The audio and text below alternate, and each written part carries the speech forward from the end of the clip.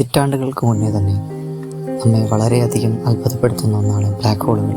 വളരെ ശക്തമായ ഗുരുത്വാകർഷണം മൂലം പ്രകാശത്തിന് പോലും ഇവയിൽ നിന്നും രക്ഷപ്പെടാൻ കഴിയില്ല. ഒരു നക്ഷത്രം മരിക്കുമ്പോഴാണ് ഒരു ബ്ലാക്ക് ഹോൾ രൂപപ്പെടുന്നത്. ഇവ പ്രകാശത്തിനെ കടത്തിവിടാത്തതുകൊണ്ട് തന്നെ പ്രപഞ്ചത്തിൽ ഇവയെ നമുക്ക് കാണുവാൻ സാധിക്കില്ല. വളരെ ശക്തമായ രീതിയിലുള്ള റേഡിയേഷനും ഇവ പുറന്തള്ളുന്നു.